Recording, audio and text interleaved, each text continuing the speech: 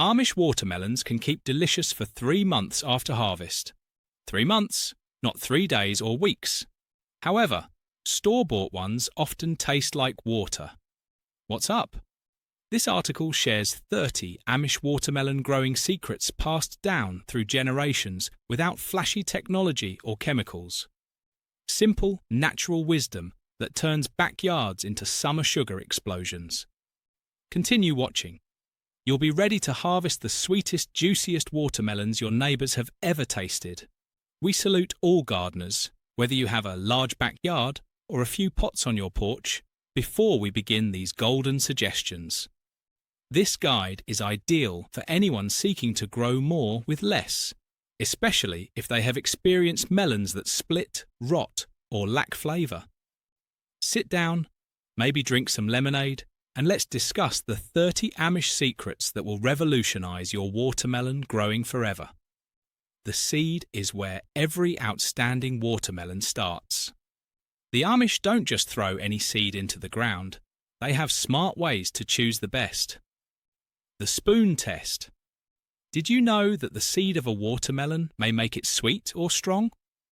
The Amish start with a wooden spoon, which you probably already have. Amish farmers use the spoon test to select the best watermelon seeds. They set a clump of dried seeds on a wooden spoon and gently tap it.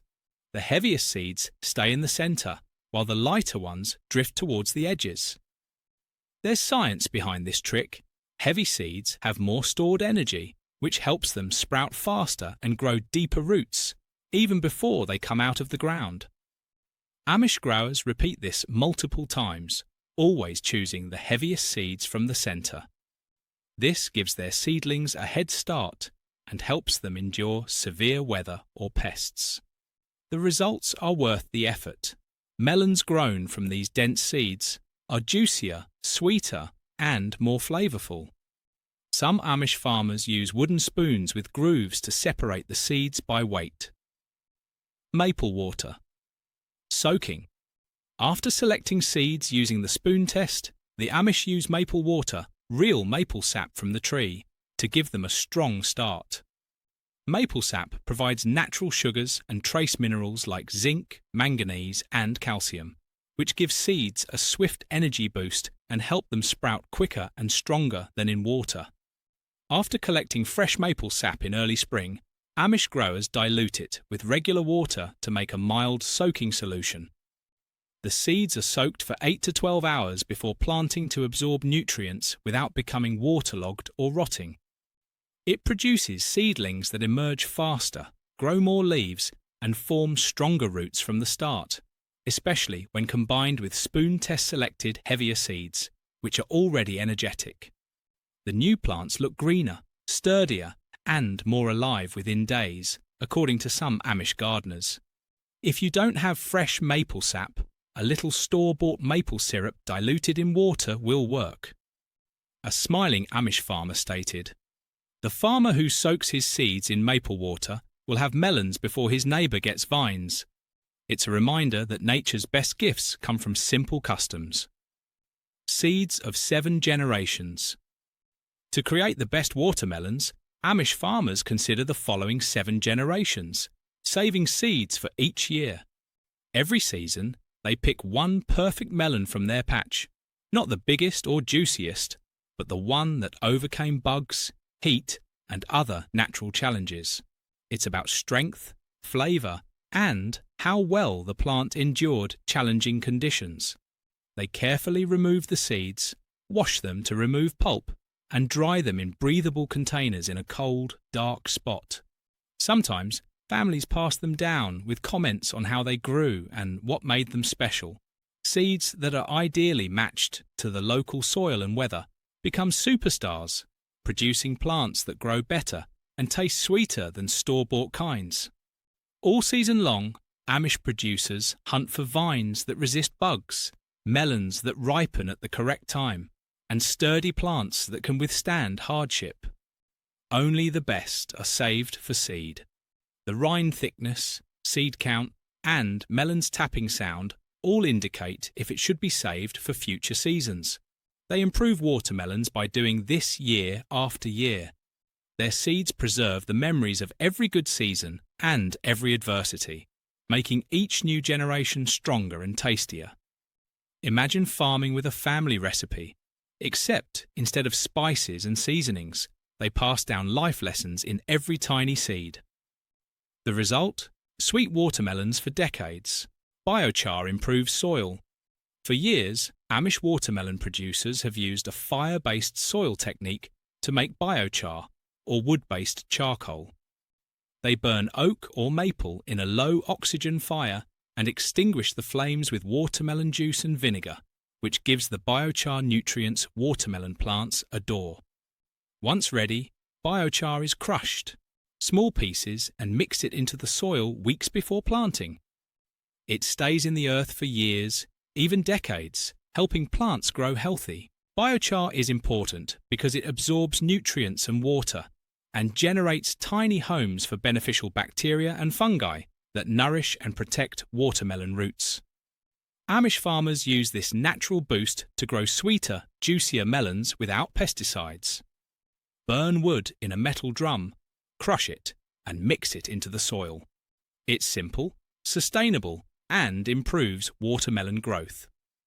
Seeds of 7 generations. To create the best watermelons, Amish farmers consider the following 7 generations, saving seeds for each year. Every season, they pick one perfect melon from their patch, not the biggest or juiciest, but the one that overcame bugs, heat, and other natural challenges. It's about strength, flavour, and how well the plant endured challenging conditions. They carefully remove the seeds, wash them to remove pulp, and dry them in breathable containers in a cold, dark spot. Sometimes, families pass them down with comments on how they grew and what made them special.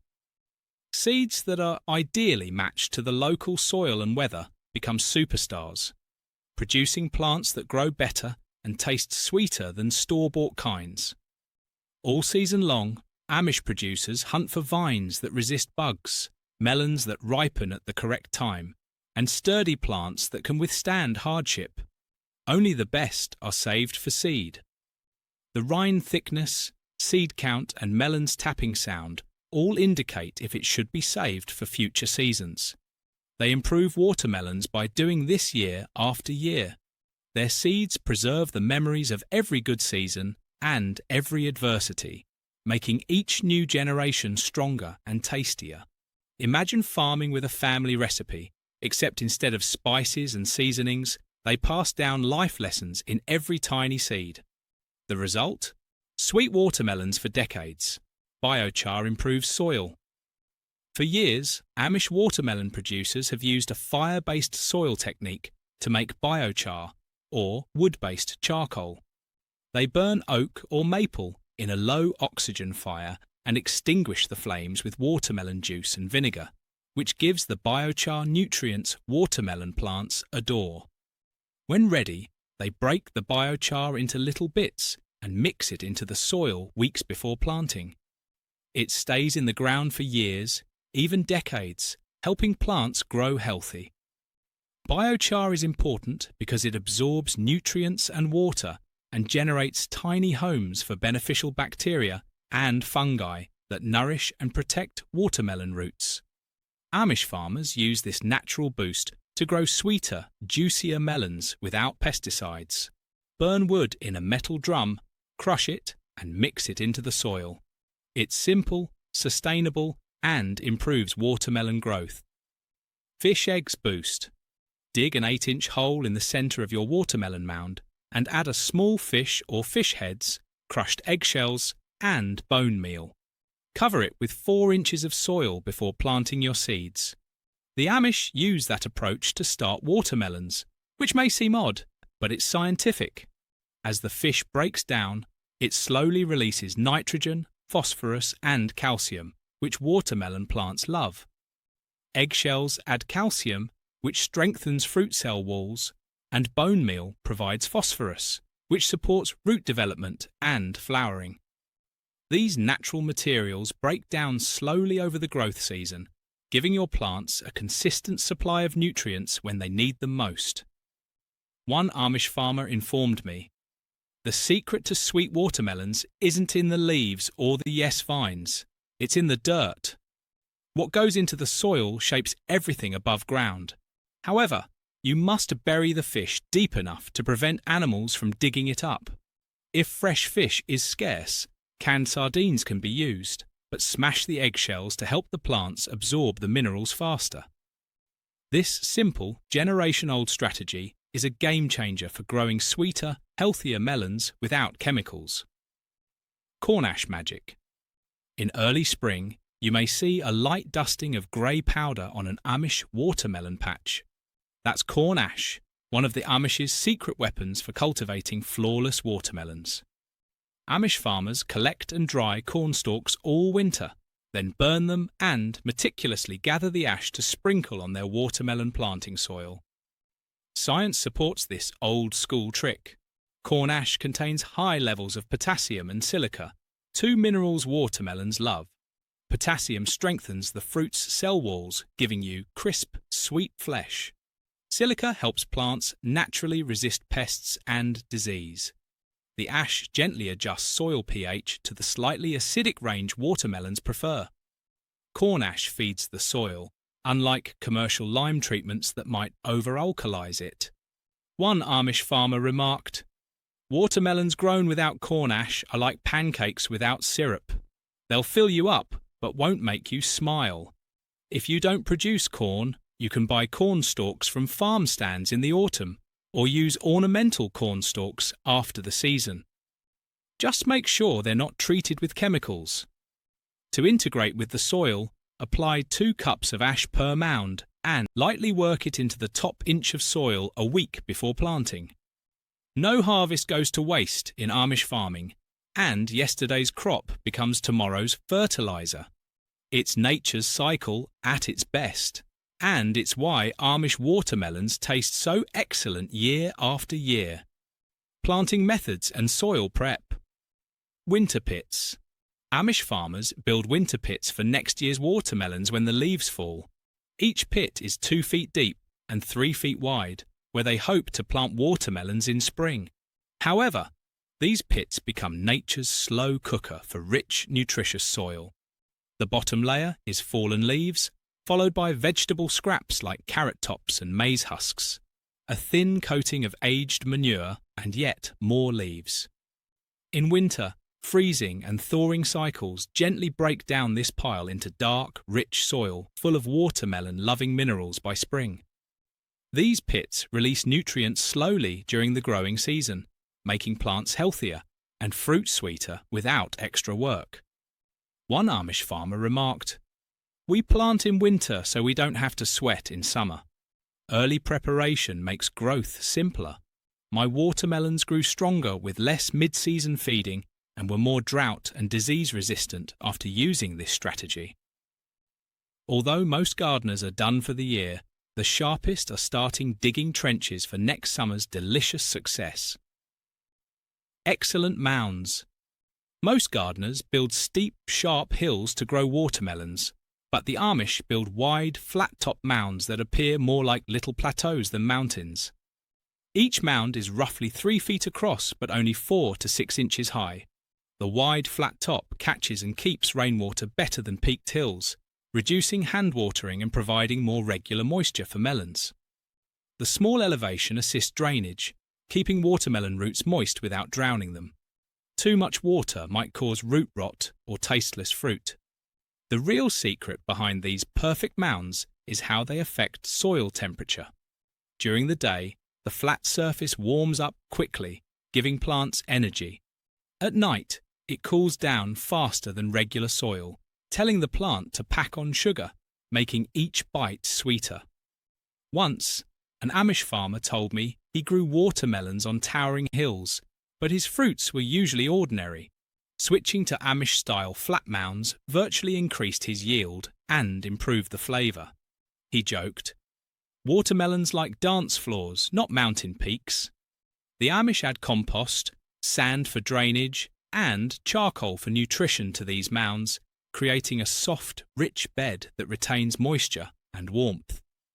These mounds are smart and practical because Amish growers know that happy vines produce happy harvests.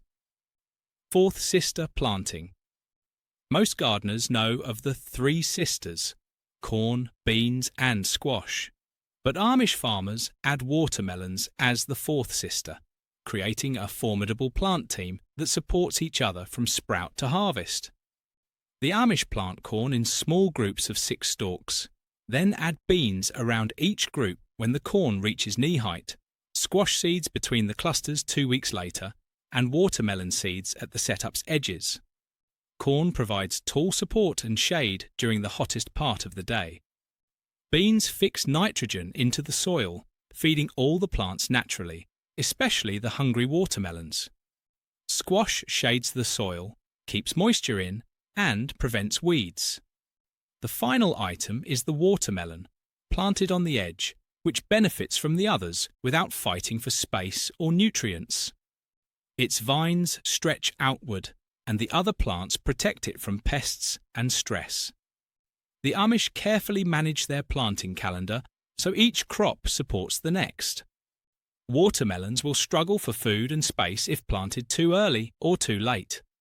Not only does this system work well, but some studies suggest that root systems communicate in ways we're still learning about, helping neighbours grow stronger. One Amish farmer said, "It's like raising kids together. If they get along, they help each other grow. Nature working together yields tastier watermelons, better vines, and less work. Sometimes the best gardens are those where everything helps." Clay pot system. Amish producers use the clay pot system, an ancient approach that works effectively instead of drip lines or expensive watering systems. Using unglazed clay pots from a gardening store or around the house, bury the pot near your watermelon plant, fill it with water, and let nature do the rest. First, find a clay pot without a drainage hole in the bottom, or plug it if there is one. Next, dig a hole next to the watermelon mound deep enough to bury the pot up to its rim. Make sure the pot's top is just above the soil line so you can easily refill it. After placing it, fill the pot with water. Clay is porous, so moisture slowly seeps through the pot walls and into the soil. The watermelon plant's roots naturally develop towards the damp soil, giving them direct access to water where they need it most. This system is great because it only distributes water when the plant needs it. If the soil is dry, the water flows quicker. If it's still damp, it flows slower. This prevents overwatering and keeps the roots healthy. It also reduces water use by up to 70% since the water flows right to the roots instead of evaporating or running off. The plant develops more evenly and produces sweeter fruit without wet and dry cycles. In hot summer months, Amish farmers keep their melons happy by refilling the pot every few days and covering the top with a tiny stone or piece of wood to reduce evaporation. The greatest part? It's quick to set up, affordable, and works like magic. Whether you're growing in a vast garden or a small plot, the clay pot system delivers your watermelons regular, reliable moisture without bother. The dew collection. It may seem surprising, but Amish watermelon growers know that morning dew is more than just a pretty sight on leaves. It's free, clean, and full of soft moisture that plants love. How they do it? On the west side of their watermelon vines, they lay simple angled boards fashioned from scrap wood or metal roofing to capture the most dew as temps drop overnight. As night air cools, moisture collects on these boards. The angle guides tiny drops downhill into little gutters or directly into the plant base. By morning, this dew quenches thirsty roots without the farmer's work. What makes dew special? Unlike tap or well water, dew has few minerals and no chemicals, making watermelons taste cleaner and sweeter. Some Amish producers think their melons taste better with regular dew exposure. A 3-foot square board inclined slightly with gutters directs dew to the roots of 2 or 3 plants. For smaller gardens, a piece of corrugated metal hanging against a stake works. Before the season's first heavy dews arrive, the boards must be in place and positioned so morning sun won't hit them too early. Otherwise, the dew will evaporate before reaching the plants. This method doesn't replace watering, but it boosts plants naturally, especially during dry spells, using only gravity and nighttime chilling. It's sustainable. Dew collecting is an Amish secret for growing sweeter watermelons the old-fashioned manner.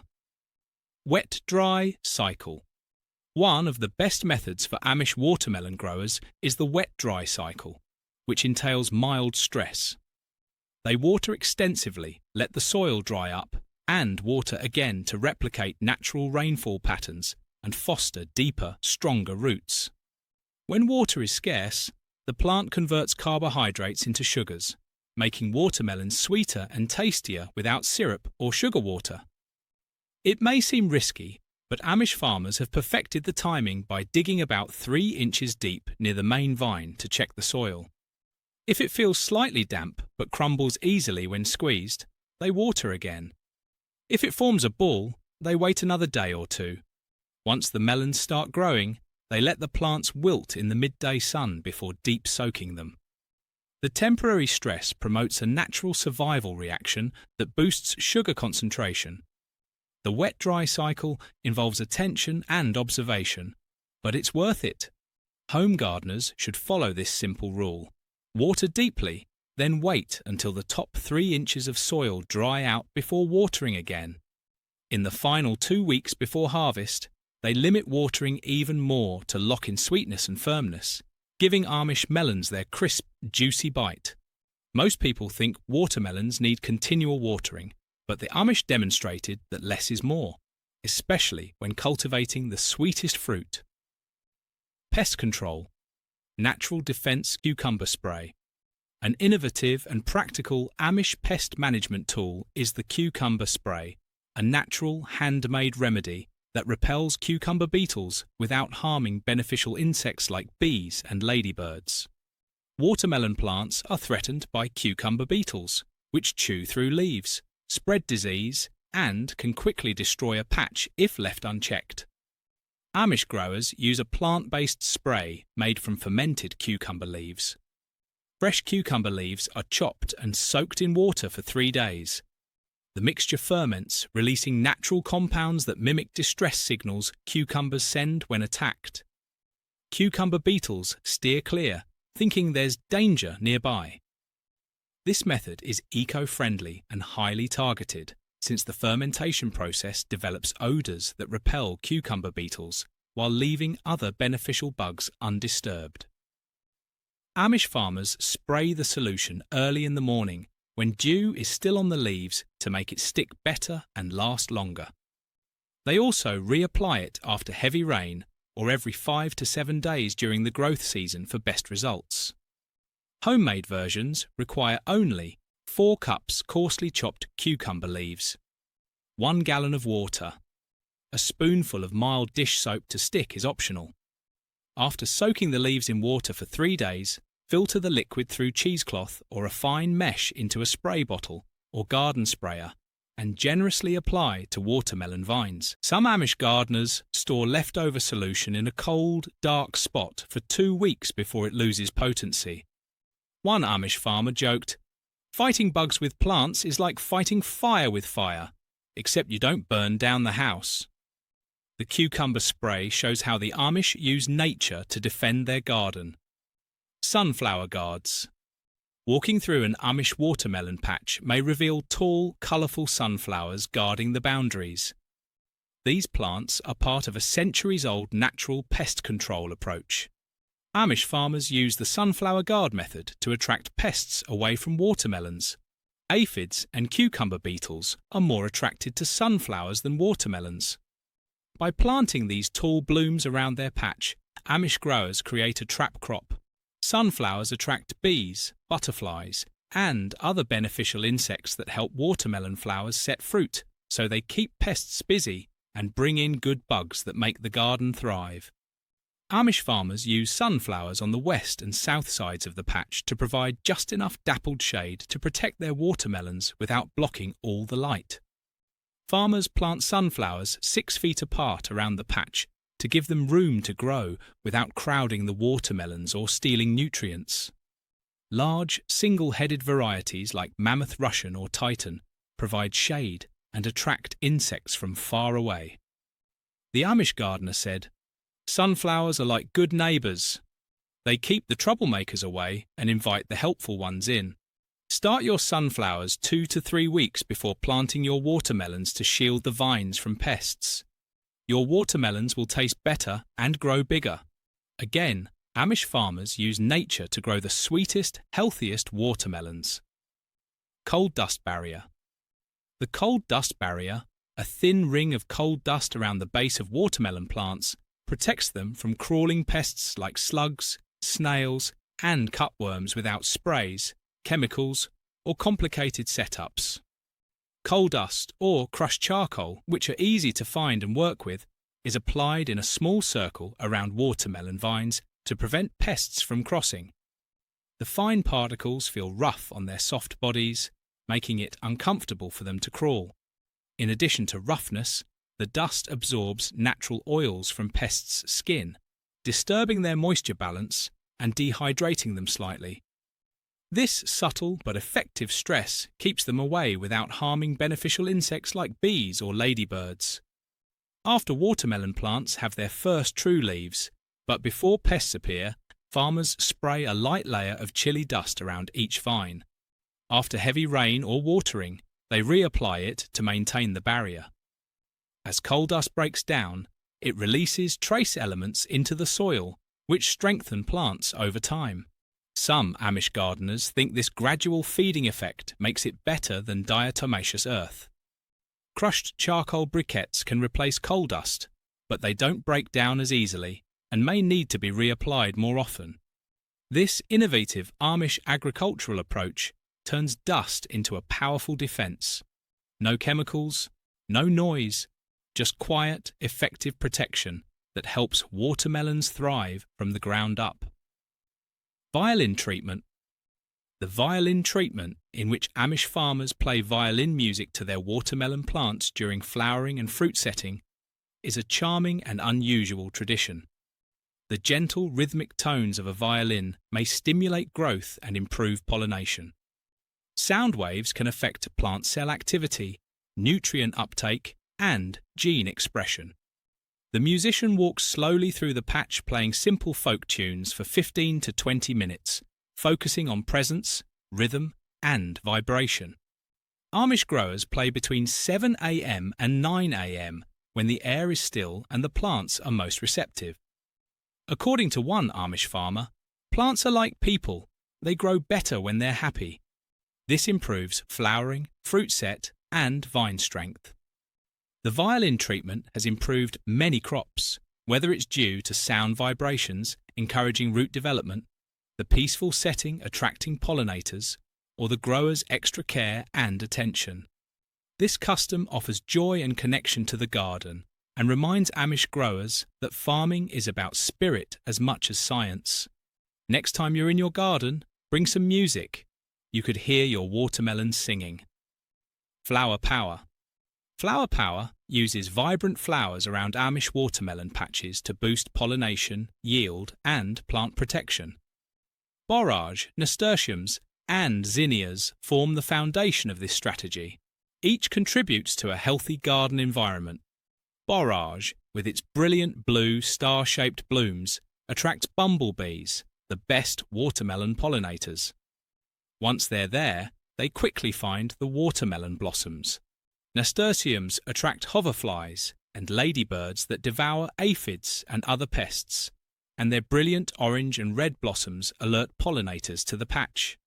Zinnias attract butterflies and tiny bees with their bright reds, oranges, and pinks, ensuring pollinators visit the area all day.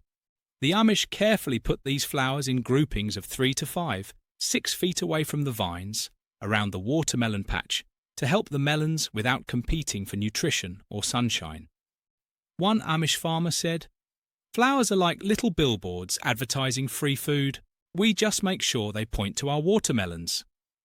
Studies show that companion flowers can increase pollination rates by up to 35%, resulting in more fruit set and sweeter melons.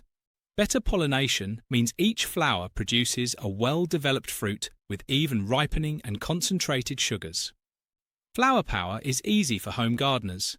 Begin with borage, which is resistant, grows quickly, and attracts the best pollinators. Add nasturtiums to suppress pests, then zinnias for colour and diversity.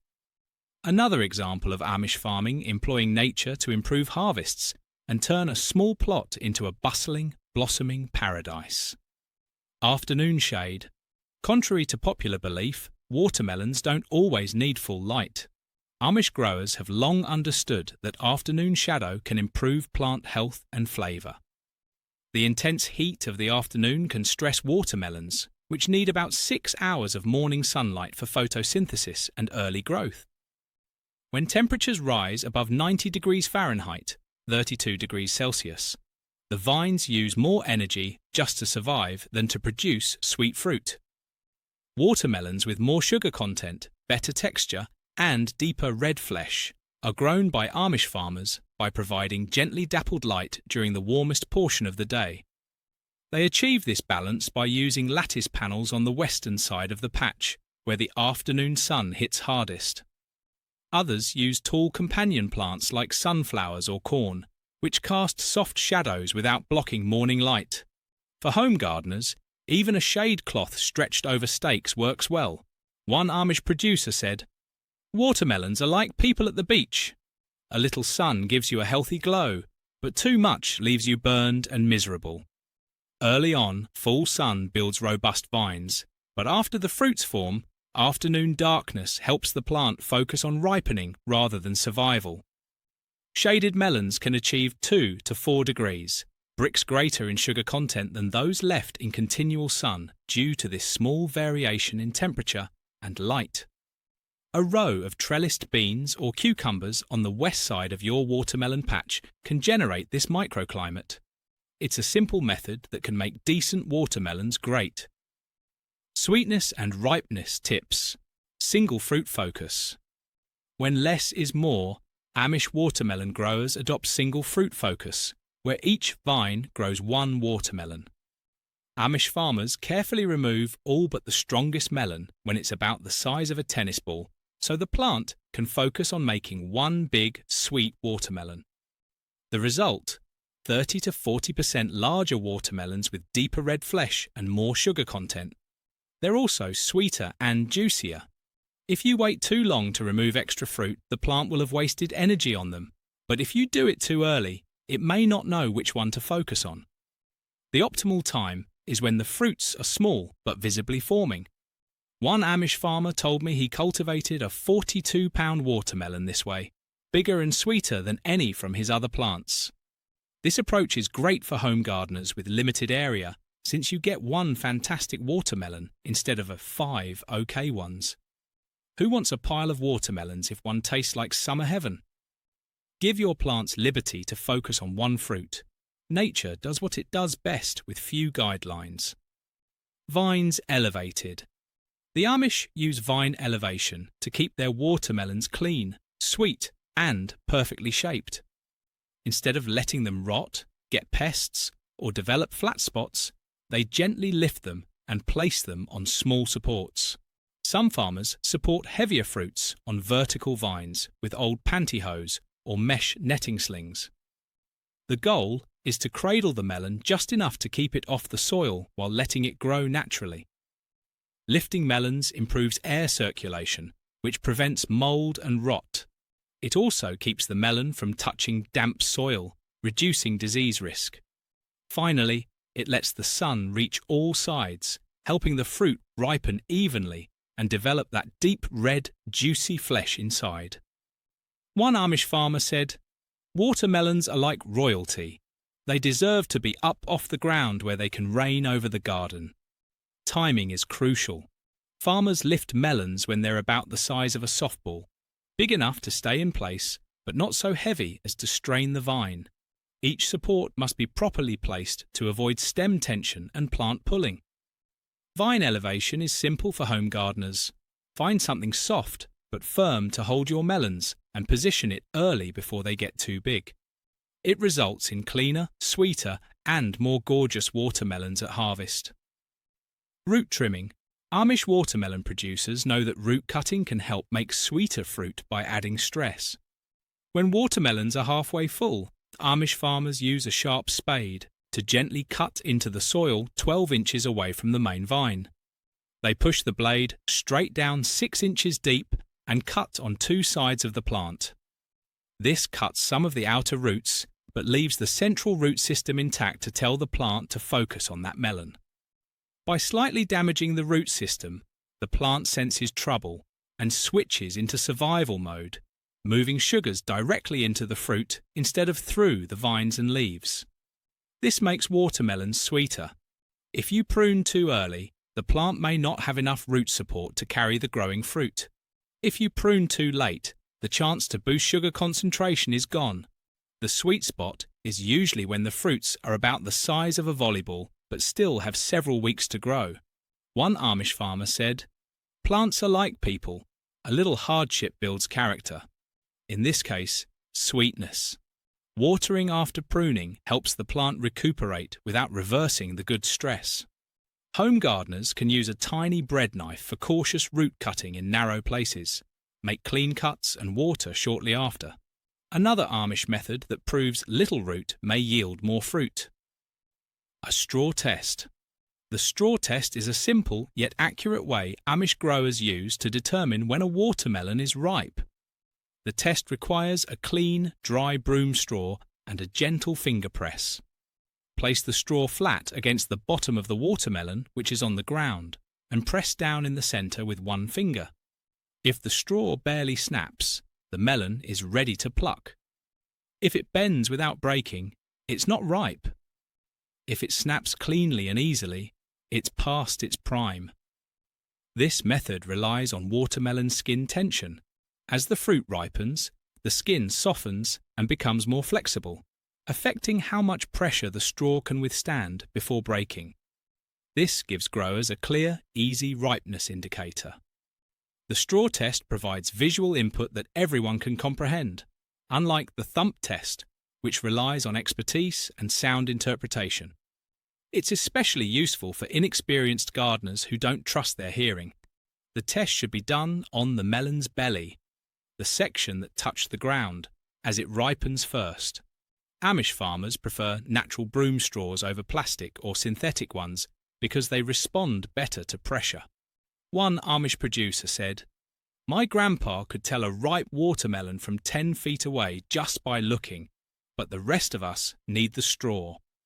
That simple, reliable method turns guesswork into science and ensures every harvest has luscious, juicy melons.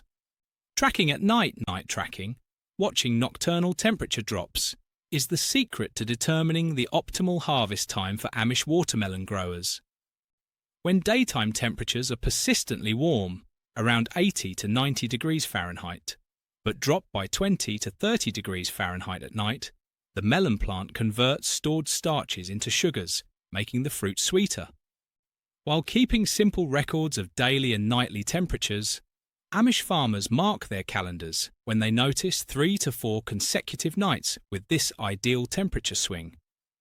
The best time to harvest is 7 to 10 days after these cool nights, when sugar concentration peaks. Science shows that cooler nights reduce the plant's respiration, storing more sugar in the fruit and using less energy. Photosynthesis generates energy during the day, but at night it locks it into the melon. One Amish grower said, "Watermelons are like good jazz musicians. They do their best work at night when nobody's watching. A few chilly evenings in a row may signify that your melons are at their sweetest for home gardeners." In places without natural temperature changes, some Amish producers utilize shade cloths in late afternoon to encourage sugar production. Again, the Amish read nature like a book, using temperature variations to cultivate the sweetest watermelons. Tendril read. Amish watermelon growers use tendrils to determine ripeness without thumping, verifying colour, or estimating by size. Each watermelon grows from a certain location on the vine, Just next to it is a small curling tendril that Amish farmers read like a book to determine when to pick. As the watermelon matures, its stem tendril gently changes colour. It starts off bright green and healthy, then dries up and turns brown. When it's entirely dry and brown but hasn't fallen off, that's the indication. That tendril is like a timer. When it turns brown, the melon is ripe. Pick it too early and it will be watery and bland.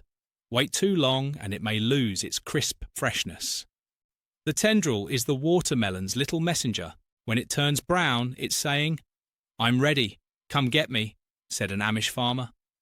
This method works for all watermelons, and while some change colour when mature and others acquire yellow spots on the bottom, the tendril always gives a constant sign. Many gardeners check random tendrils around the vine instead of the one immediately related to their melon, whereas Amish farmers watch for the particular tendril at the fruit's stem node. This method works well with the straw test, a yellow ground spot, and a minor dullness in skin shine, but the tendril reading is most reliable. For home growers, find that curling tendril, monitor its colour, and wait for nature's ideal signal. It may sound old-fashioned, but try it once and you'll never select a bad melon again. Dew point timing. Amish watermelon growers use dew point timing, or harvesting, at the exact time in the morning when dew is still present but beginning to evaporate, to determine the perfect harvest. Sugars develop and settle into a watermelon during the cool night, but as the morning sun warms it, those sugars start to break down. The sweetest moment is just before that breakdown begins, when the grass is still wet underfoot but the sun is just starting to rise. Amish farmers walk barefoot around their plot early in the morning to find the dew point, the best time to pick a watermelon at its sweetest and tastiest. According to one Amish gardener, watermelons are like teenagers. They're sweetest right after they've woken up but before they've fully gotten moving. Tests demonstrate that dew point harvested melons are sweeter and last approximately a week longer than midday harvested ones. Home gardeners must arrange their harvest time wisely. Don't leave too early while it's dark and frigid. Wait until the air feels warm enough to indicate the day is beginning, but before the heat kicks in. This simple approach, passed down through generations, proves that the Amish aren't simply growing watermelons. They're growing perfection, one perfectly timed fruit at a time. Folk wisdom. Moon phase, planting. Folk wisdom says the best time to plant watermelons is during the waxing moon, especially just before the full moon, because rising sap flow helps seeds sprout faster and grow stronger. Despite not being scientifically proven, many gardeners report noticeable differences in plant vigour and flavour when following lunar cycles. One Amish farmer said, "The moon pulls the water in the ocean, so why wouldn't it pull the water in the soil?" Moon phase planting gives the seasons a rhythm and reminds us that working with nature can be rewarding. Only days of rain. The Amish use rainwater. Only days to increase flavour and sweetness by watering their melons with natural rainfall instead of tap or well water. Rainwater is purer, with fewer minerals and no additional chemicals like chlorine, so melons taste cleaner and sweeter. Amish farmers believe irrigation with rain boosts natural sugars and texture. They meticulously monitor weather patterns and schedule rain-only periods when consistent. Soft showers are forecast to provide deep soil hydration without oversaturation. One Amish producer said, "Watermelons grown on rainwater taste like summer should, crisp, cool, and full of sunshine." Home gardeners might benefit from collecting rainwater in barrels or buckets during storms. Use it to supplement during dry spells or simply use it on rainy days. The Amish use simple, sustainable methods to raise watermelons that stay longer and taste better. Gentle vine massage, hand torque. Amish watermelon producers use the hand torque technique, commonly known as gentle vine massage, to improve plant health and fruit quality. They gently run their hands along the vines every few days during the growing season to trigger the plant's natural growth response. According to research, this mild touch mimics wind or animal movement, strengthening stems and improving nutrient delivery. Some studies even reveal that physical stimulation might boost fruit sugar production. One Amish farmer said, "Plants feel your presence. When you talk to them with your hands, they listen." Home gardeners can connect with their plants and stimulate greater growth and tastier melons without chemicals by brushing their fingers along the vines while checking for bugs or watering. Rotational rest areas.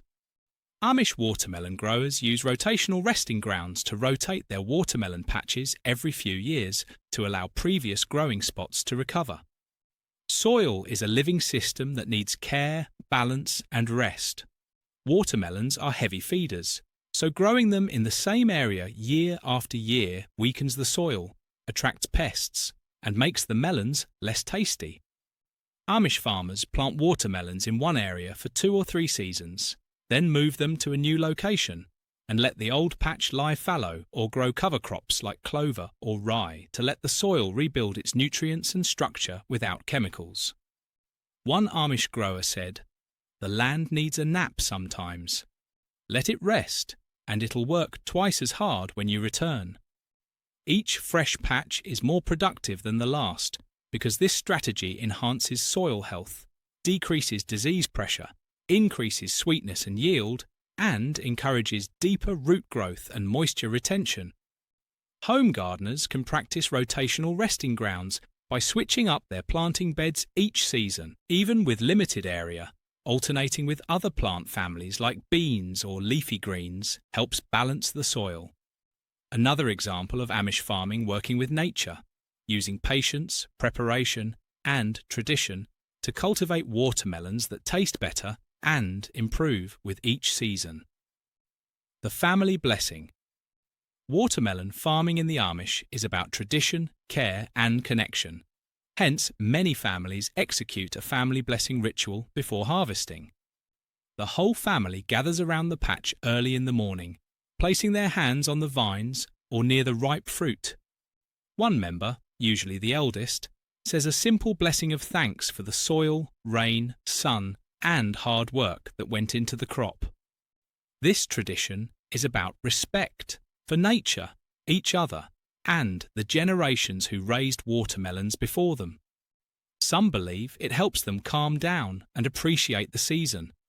According to an Amish farmer, a blessed melon tastes sweeter because you share it with love. Even home gardeners can try this custom. Before your first harvest, take a quiet moment with family to give gratitude, hope for next year, and enjoy cultivating something together. Here are 30 Amish watermelon producing techniques that turn ordinary crops into amazing harvests. From seed selection to harvest timing, these approaches indicate that often the oldest ways are best. Which tip surprised you most? Was it spoon test? Violin music? Maybe fish fertilizer? Leave comments below. If you learnt anything today, like this video and subscribe for more effective garden tips. If you're growing watermelons this season, tag us in your progress. We'd love to see how you're using these tips. Next time you eat a watermelon, remember more than the fruit. Its grower matters. Thanks for watching. See you in the garden.